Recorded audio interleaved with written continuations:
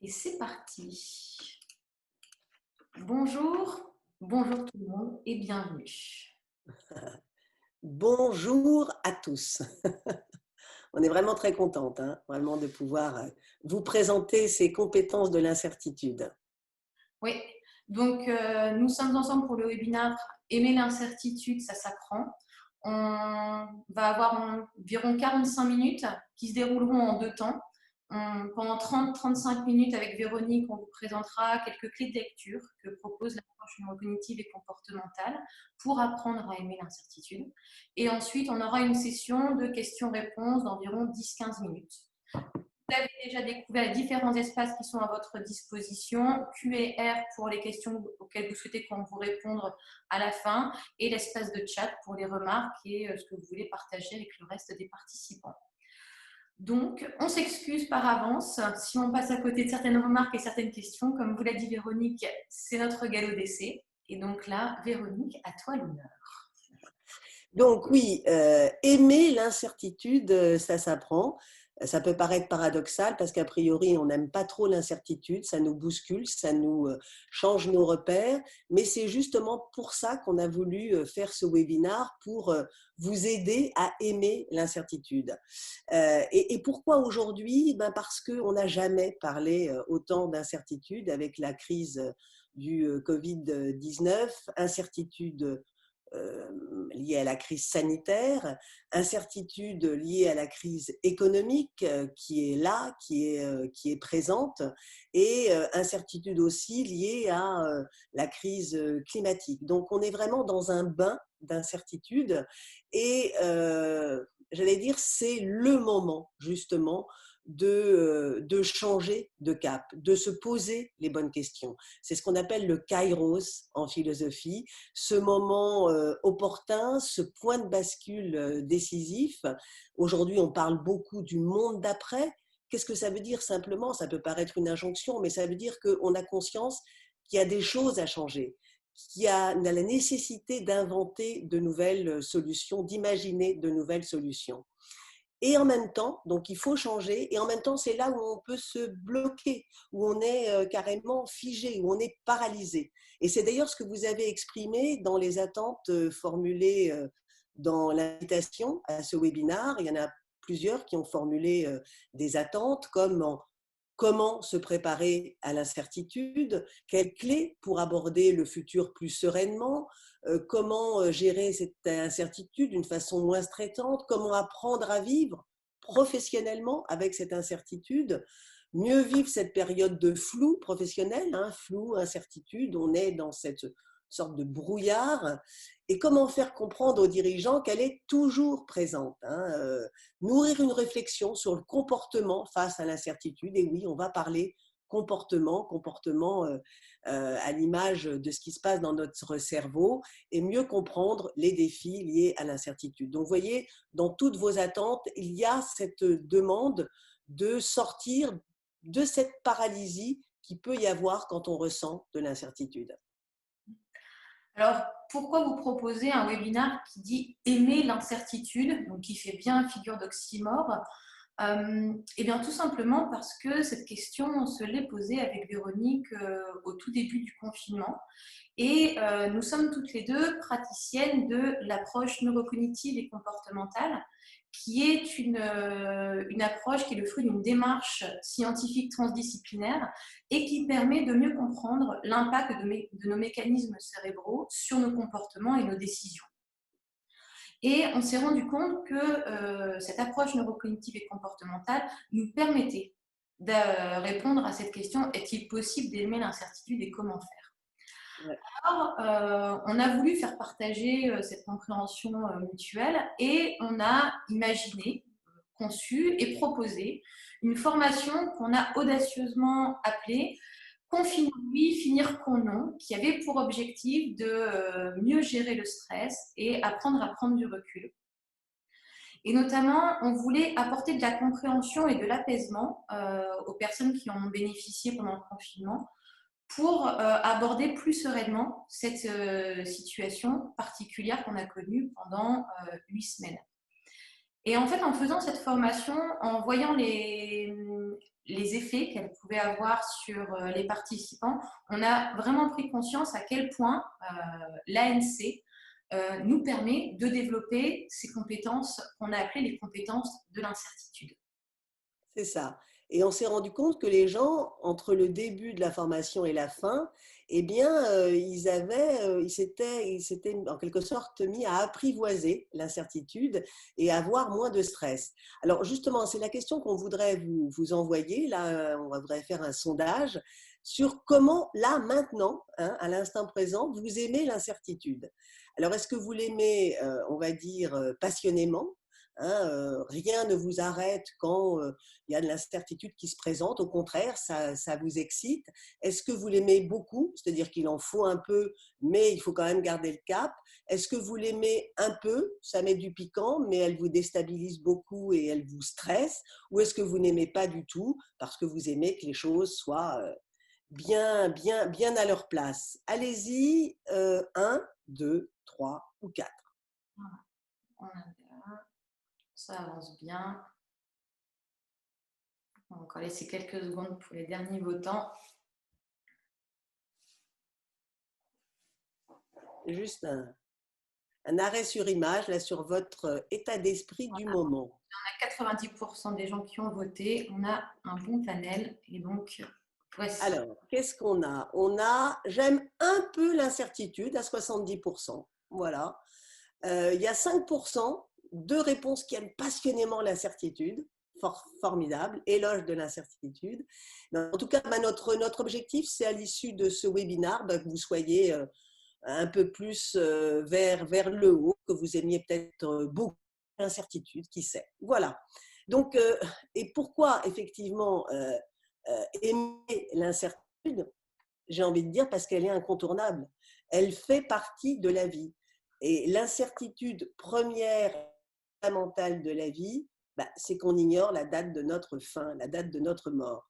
Donc, en gros, on n'a pas le choix d'aimer l'incertitude. Et alors, si on voulait le dire autrement, on n'a pas résisté avec Véronique à emprunter les mots d'Edgar Morin, ce penseur de la complexité et philosophe, des mots qu'il a écrits dans un article publié le 6 avril 2020 et que je vous livre maintenant. L'arrivée de ce virus doit nous rappeler que l'incertitude reste un élément inexpugnable de la condition humaine. Toutes les assurances sociales auxquelles vous pouvez souscrire ne seront jamais capables de vous garantir que vous ne tomberez pas malade ou que vous serez heureux en ménage. Nous essayons de nous entourer d'un maximum de certitudes, mais vivre, c'est naviguer dans une mer d'incertitudes à travers des îlots et des archipels de certitudes sur lesquels on se ravitaille. Donc Hervé Morin nous donne plusieurs pistes de réflexion. Déjà, il renchérit sur ce que Véronique a déjà mis en lumière sur l'incertitude qui est incontournable dans la vie humaine. Ensuite, il rassure également sur le fait que la garantie 100%, le zéro risque, n'existe pas. Vous pouvez faire de votre mieux, mais il n'y a rien qui garantit le résultat. Et enfin, chose peut-être plus importante encore, c'est que nous nous fourvoyons dans notre monde occidental où on nous a appris que l'homme pouvait tout, que surtout notre volonté peut-être pouvait être reine, et bien que notre biotope est l'incertitude et que nos zones de certitude sont de simples respirations. Et on est allé aussi s'appuyer sur les stoïciens. On en parle beaucoup, hein, des stoïciens. Ils ont le vent en poupe et c'est pas un hasard parce que qu'est-ce qu'ils nous disent? Donc Épictète, philosophe grec, nous dit ce qui dépend de toi, c'est d'accepter ou non ce qui ne dépend pas de toi. Marc Aurèle, empereur romain, lui, il complète, il dit « Mon Dieu, donne-moi la force d'accepter ce que je ne peux pas changer, la volonté de changer ce que je peux changer et la sagesse de savoir distinguer entre les deux. » Alors, qu'est-ce qu'ils nous proposent, ces stoïciens, comme programme? Ils nous proposent simplement d'accepter qu'on ne puisse pas tout maîtriser, qu'on n'est pas tout puissant, et qu'il faut se concentrer sur là où on peut agir, hein. Et typiquement, un marin, par exemple, s'il y a une tempête qui se présente, il ne va pas effectivement s'acharner à vouloir que la tempête ne se produise pas. Mais en revanche, il va choisir la bonne voilure pour l'affronter. Donc, c'est vraiment cette posture que nous incite à avoir les stoïciens. C'est accepter, ne pas se courber et prendre les moyens qui sont à notre disposition pour agir, hein. Alors, on a beau savoir ça, on a beau savoir qu'on ne peut pas faire la pluie et le beau temps, il n'empêche que ça reste difficile, effectivement, de s'adapter à l'incertitude. Et on va voir pourquoi ça reste difficile, à quoi elle nous confronte finalement, l'incertitude. Alors, en premier lieu, l'incertitude, elle va nous confronter à des émotions difficiles à vivre. Alors, encore une fois, je vais peut-être faire une généralité, mais on ne brille généralement pas trop par la gestion de nos émotions de façon assez généralisée aujourd'hui, et encore moins celles auxquelles on doit faire face quand on rencontre l'incertitude. Et la première de ces émotions, c'est la vulnérabilité, c'est l'émotion par essence de l'incertitude, puisque c'est celle qui se présente quand vous ne pouvez pas contrôler l'issue de la situation que vous vivez. Elle est terrifiante, c'est elle qui vous paralyse sur le bord du précipice quand vous devez avancer, mais si vous ne savez pas vraiment où aller. C'est elle qui est là en essayant de vous retenir et qui est angoissante. Et alors, comme elle n'est pas suffisante, elle vient généralement accompagnée en bande, pas forcément avec toujours les mêmes copines, mais elle peut venir avec frustration, impuissance, colère, ou dans un autre registre, angoisse et peur. Effectivement, une petite série d'émotions, pas évidentes. Il faut ajouter à ça un besoin, finalement, la certitude nous confronte à un besoin de sens qui n'est pas rempli, un besoin de savoir qui est pas comblé, hein. Et donc, en fait, on va le combler en se racontant des histoires qui vont plus nous égarer, qui vont davantage nous stresser que de nous rassurer. En fait, chaque fois que quelque chose d'inconnu m'inquiète, ça empiète sur mon environnement et en fait, ça rejoint des peurs ancestrales auxquelles étaient confrontés nos ancêtres, hein. C'est des réactions de survie instinctives qui sont finalement, on va voir, inadaptées à notre monde moderne. Et c'est pour ça que ça va être intéressant d'aller voir comment là, au niveau du cerveau, comment on peut expliquer ces réactions de survie inadaptées grâce à nos mécanismes cérébraux. Oui, oui, c'est vraiment là où on commence à rentrer dans l'approche neurocognitive et comportementale.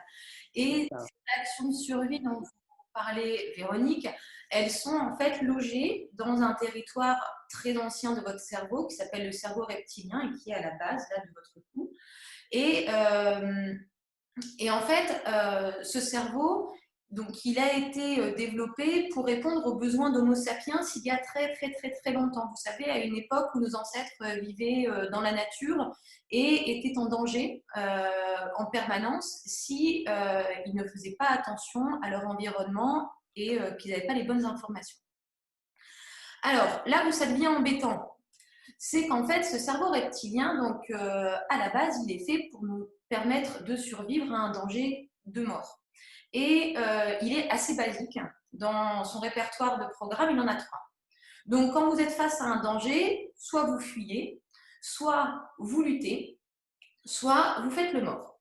Donc, on comprend bien que si vous êtes une gazelle et qu'en face de vous arrive un lion dans la savane, ces programmes-là sont hyper prêts, ils sont très adaptés. En revanche, si on reprend les problématiques dont Véronique a parlé au début, cette crise économique, cette crise sanitaire, et que, par exemple, vous avez le Covid en face de vous, chose qui n'a pas été un cas d'école là ces derniers mois. Donc, vous comprenez facilement que la fuite, vous ne pouvez pas parce que c'est invisible et que vous ne savez pas où il est, donc il n'y a nulle part où fuir. Lutter, je pense que s'il pouvait rigoler, il rigolerait bien. Et l'inhibition, bon, bah là, on a essayé le mode de confinement et on s'est tous bien rendu compte que vivre confiné n'était pas un mode de vie en soi, que ça pouvait être temporaire, une bonne réaction sur le moment, mais qu'elle n'allait pas nous permettre de nous adapter à ce nouvel environnement où désormais existe le Covid. Donc, la bonne nouvelle, c'est qu'on n'a pas que ce territoire reptilien dans notre cerveau et que là maintenant, on va s'intéresser à cette partie qui va nous permettre d'apprendre à aimer l'incertitude. Tout à fait. Et cette partie, c'est le néocortex qui est situé, en fait, comme vous le voyez là sur le schéma, à l'avant du crâne. Hein. Et en fait, ce néocortex nous permet de raisonner autrement. C'est la partie la plus récente du cerveau qui est dédiée à la réflexion, à la créativité, à la coopération.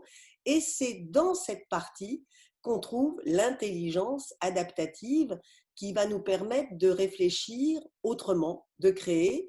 Et il faut savoir aussi que ce néocortex se développe jusqu'à nos 25 ans. Hein.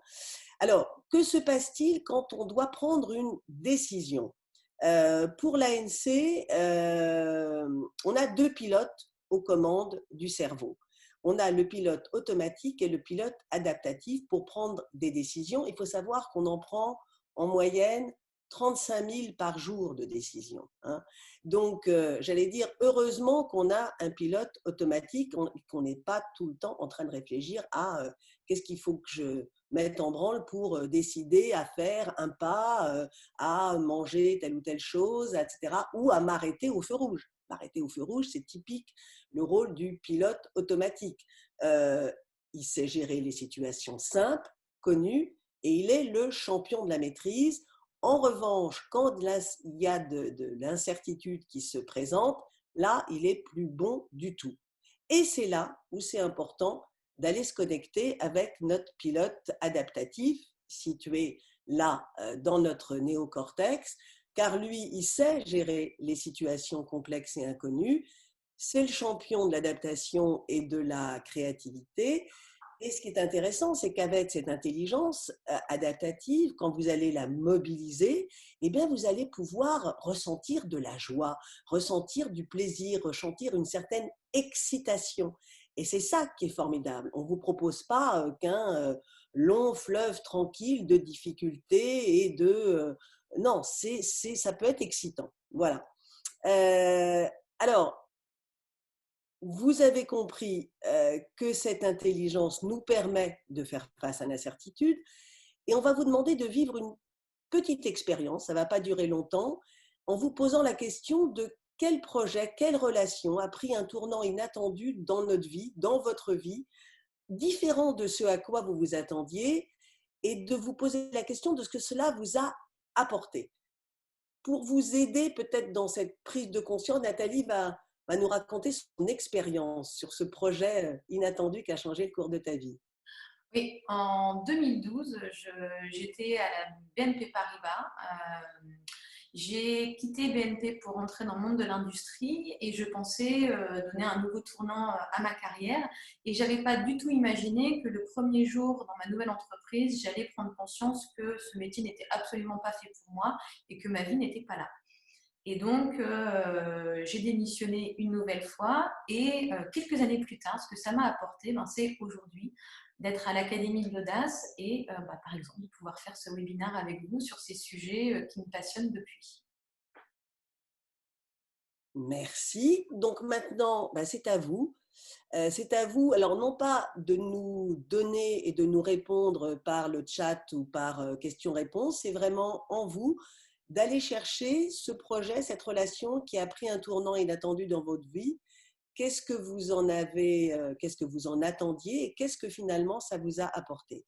Donc prenez juste vraiment, là on va prendre 30 secondes pour que vous réfléchissiez, aller chercher cette situation et faire remonter ce qu'elle vous a apporté, ce qu'elle a chamboulé et ce que ça a changé chez vous.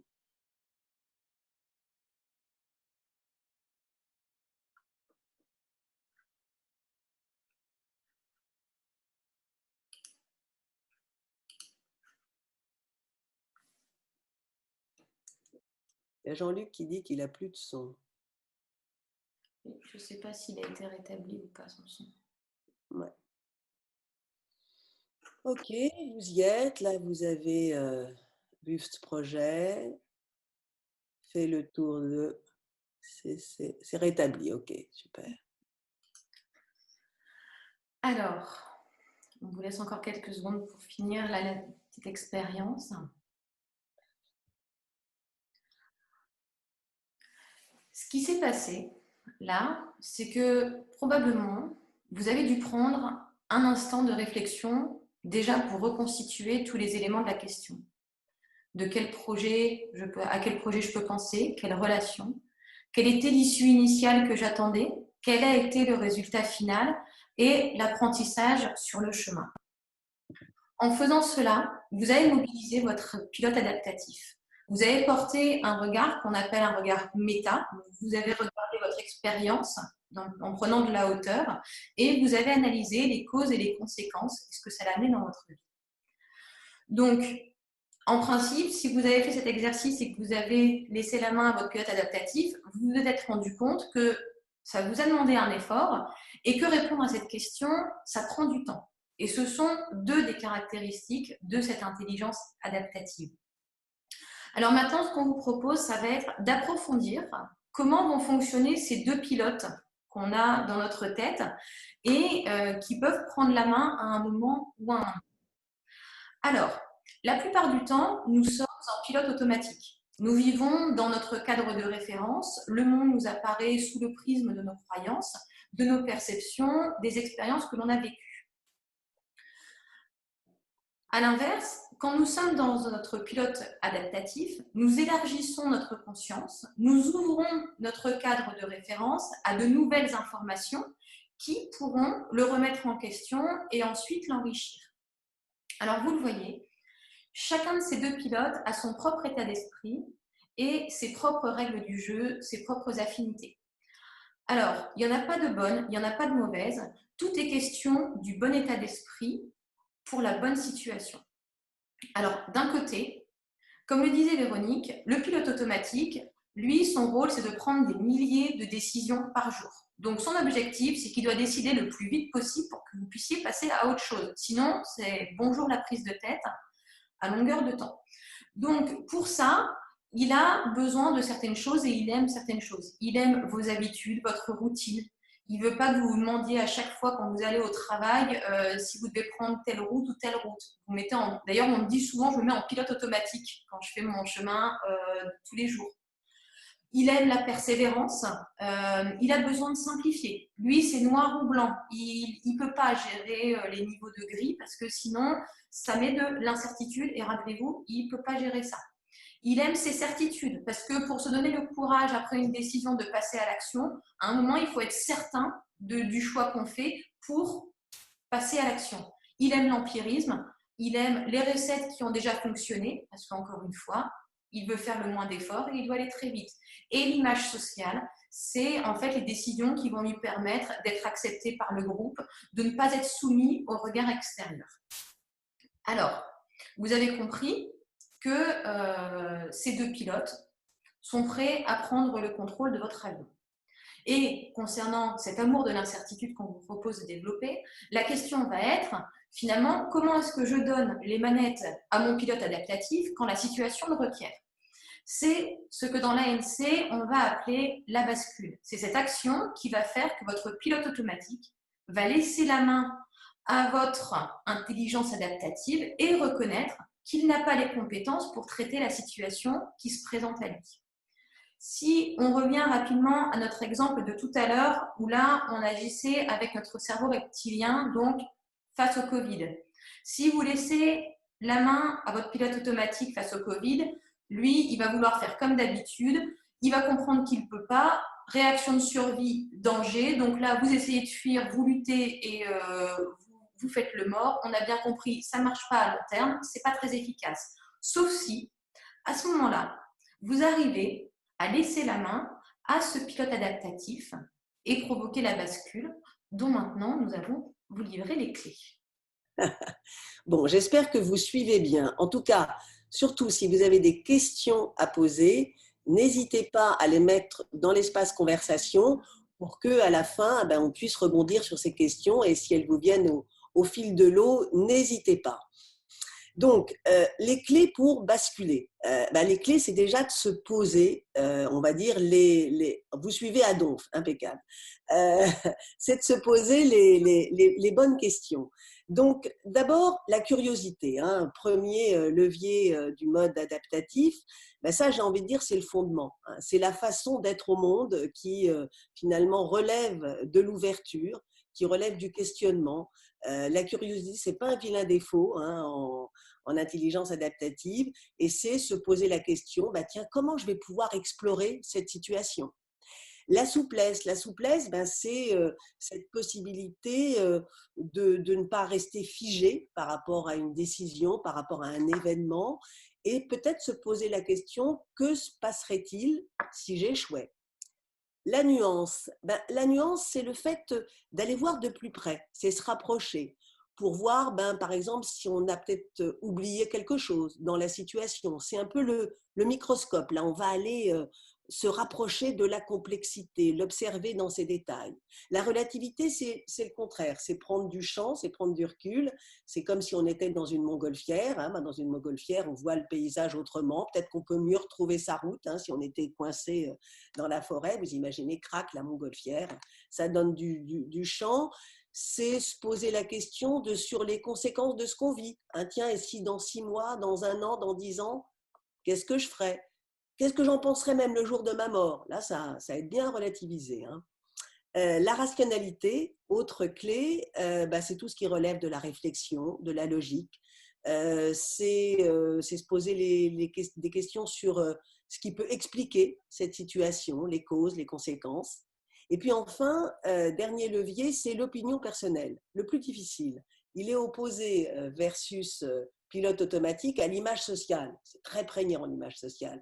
Comment je fais pour être dans mon opinion personnelle? C'est se poser la question, qu'est-ce qui est vraiment important pour moi? Si les choses ne se passent pas comme prévu, qu'est-ce que je risque? Vraiment se poser la question du risque. C'est aussi pratiquer l'humour, hein, l'autodérision, dégonfler l'ego, dégonfler le moi, hein, pour être plus en distance. En fait, le caractéristique commune de tous ces leviers, c'est la prise de distance. C'est voir les choses autrement. C'est comme au billard, c'est jouer une bande pour mettre la boule dans le trou, c'est jouer autrement, c'est jouer des bandes. Hein. Et on peut prendre un exemple avec une question qui nous a été posée dans l'invitation au webinar. Alors, je vous la livre. Entre l'intuition d'une action impliquant des personnes et sa réalisation, je stresse. Et pourtant, ça se passe bien à chaque fois. Comment me départir de ces pensées qui me minent carrément? Donc, là, j'ai envie de dire, si on utilise la curiosité, c'est aller voir justement du côté de ses pensées. Hein, qu'est-ce qu'elles me racontent? Qu'est-ce qu'elles disent de moi? C'est aller voir aussi du côté de la souplesse. C'est accepter cette réalité, accepter cet état de fait, se poser. Et puis, peut-être aller justement dans l'autodérision, dans l'humour. C'est imaginer qu'on on a un Jiminy Cricket avec…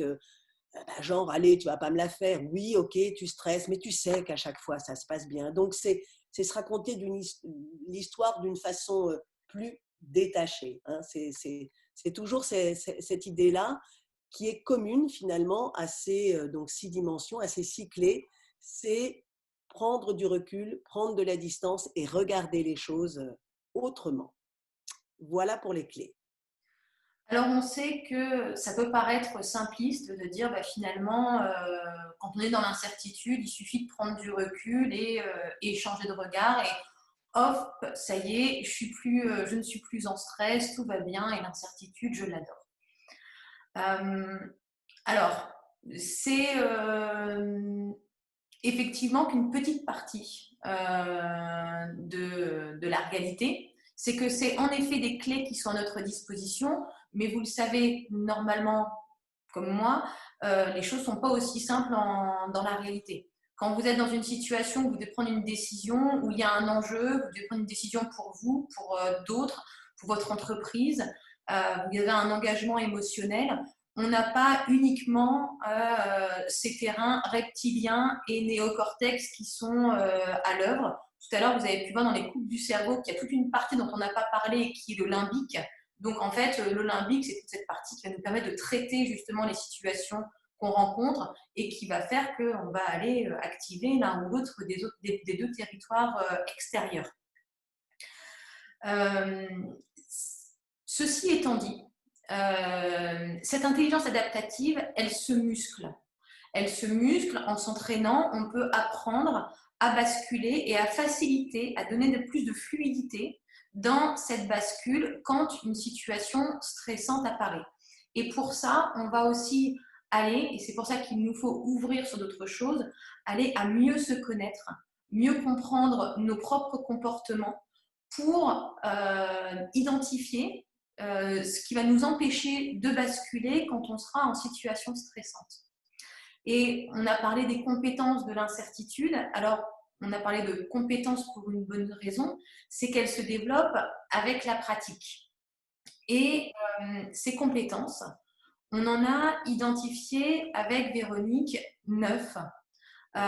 Donc, 3 dont on a rapidement parlé là dans ce webinaire. La numéro 2, le stress avec le cerveau reptilien. La numéro 3, le recul avec la présentation de l'intelligence adaptative que vous avez fait, Véronique. Et les décisions éclairées, où là vont rentrer en jeu beaucoup l'image sociale et cette opinion personnelle qui sont un peu plus difficiles à appréhender comme ça. Ouais. On a la première compétence qu'on avait identifiée qui était la motivation. Et là, avec une motivation pas n'importe laquelle, qui est finalement de réussir à susciter et entretenir une motivation durable.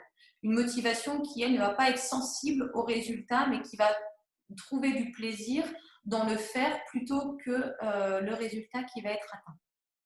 C'est ça.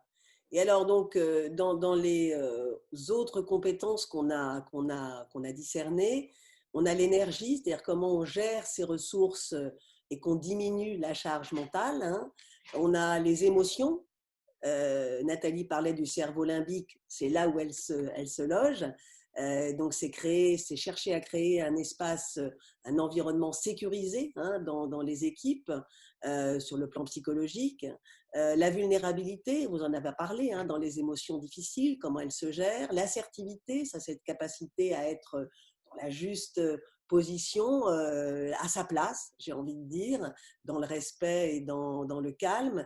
Et puis le feedback, ben, c'est cette capacité à donner et recevoir un feedback de qualité, c'est-à-dire apprécier, dire ce qui va pas. Tout ça, c'est des compétences à manier avec délicatesse et en fait, on propose de les appréhender à travers soit des ateliers, soit des formations et des formations qui s'étalent sur le temps. Mais d'abord et maintenant, j'allais dire, c'est le temps. Ben, il est 36, hein, on est bien dans nos temps, Nathalie. On est bien. On est bien. Et on vous propose d'avoir ce temps d'échange, questions-réponses. S'il y a des choses qui vous sont apparues obscures ou vous voulez creuser. Alors, on a une question de Rachel qui dit « Ce pilote non automatique n'est pas seul. Il doit être alimenté des situations et des personnes. » Ok. J'ai du mal à concilier opinion personnelle avec l'amour de l'incertitude. Alors ça, j'ai une réponse assez Pascal. Alors en fait, dans le volet opinion personnelle, ce qui va être lié à l'incertitude, c'est le volet risque, en fait, acceptation du risque.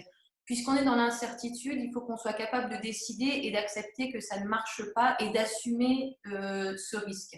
Et si je suis préparée à ce risque qui va rester inexorablement, peu importe tout ce que je fais, peu importe tous mes tableaux Excel, tous les plans que je peux avoir, en fait, si j'intègre ce risque comme paramètre de la situation, l'incertitude ne va plus me faire peur, puisque j'accepte la possibilité d'échouer. C'est ça. Ok, est-ce que c'est clair? Alors, moi, j'ai envie de rebondir sur la question de Sylvie. Comment savoir quel cerveau est aux commandes? On peut confondre.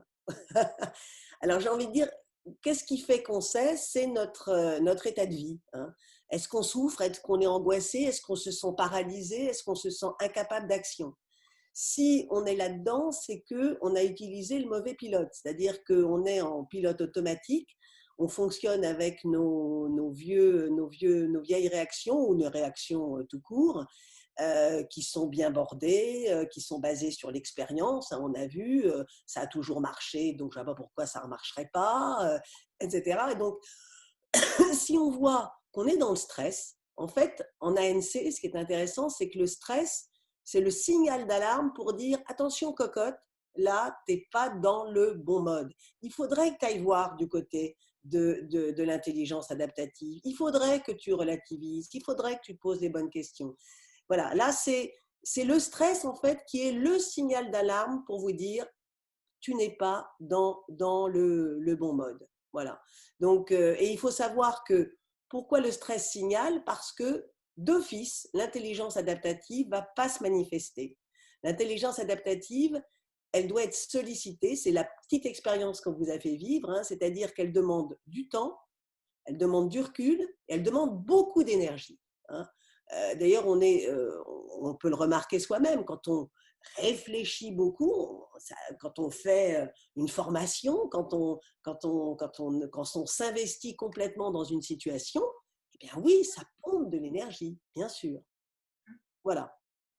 Alors, on a une question de Béatrice. Donc, qu'est-ce qui explique que parfois la bascule entre pilote automatique et adaptatif ne se fait plus?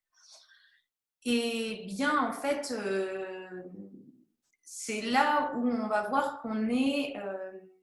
Elle ne se fait pas parce que dans certaines situations, on est trop accroché à notre cadre de référence. Et pour une raison, donc en fait, ça peut être l'une des 6 dimensions qu'on vous a présentées, qui fait que si on refuse de lâcher nos automatismes pour entrer dans cet inconnu, la bascule ne se fait pas. Et c'est là où, comme l'expliquait Véronique, vous allez ressentir du stress. Ça. Alors moi, je rebondis sur la question de Jacques-Yves. Si de plus en plus de personnes sont en adaptatif, est-ce qu'on ne peut pas considérer que ce sera plus commun, plus facile? Ben oui, et c'est pour ça qu'on vous propose ces formations. Et c'est pour ça qu'on y croit. Alors, on ne se prend pas pour les futurs leaders, les futurs gourous de demain, mais on est quand même persuadé que si on ne va pas dans le mode adaptatif, c'est-à-dire que si on ne change pas nos façons d'être au monde, et là, quand même, mine de rien, c'est drastique, là, les changements qui s'imposent. Il faut vraiment arrêter de croire qu'on est toujours dans l'ancien monde, qu'on va pouvoir brûler nos ressources indéfiniment, qu'on va pouvoir s'asseoir sur notre confort et notre consommation comme elle a été faite jusqu'à maintenant. Donc vraiment, c'est le moment, hein, c'est pour ça que je parlais du kairos au début, c'est le moment de se poser les bonnes questions et qu'il y ait plus en plus de monde qui se mettent en intelligence adaptative. Ouais, moi, j'y crois vraiment. Et alors, on avait également une question de Pascal. Le plaisir dans l'incertitude peut-il conduire à suivre aveuglément un leader? C'est pour ça que Là, alors, ce qui est bien, on n'a pas utilisé ce mot-là avec l'intelligence adaptative, mais en fait, on pourrait également parler d'esprit critique. Donc, en fait, normalement, l'intelligence adaptative fait qu'on ouvre les yeux plutôt qu'on les ferme et on suit aveuglément. On va être capable de questionner et de remettre en question les, euh, les actes d'un leader, par exemple. c'est ça, c'est faire marcher son esprit critique, ça participe de l'intelligence adaptative. Donc là, il est 42. On approche de la fin du webinaire. On espère que ça vous a fait poser des questions, allumer des tilts, allumer des lumières, ça vous a donné envie. Alors, ce qu'on peut vous dire, donc, c'est que on propose des formations, on en a parlé tout à l'heure, autour des 9 compétences, soit en atelier, soit en formation. Que ce qui est important pour nous, c'est le rythme, c'est-à-dire que ça ne sera pas 2 jours de formation à la suite. On essaye de répartir ça sous le temps parce qu'on croit beaucoup à cette itération entre l'apprentissage des notions, des concepts, des exercices aussi, et puis l'application dans la vraie vie. Hein.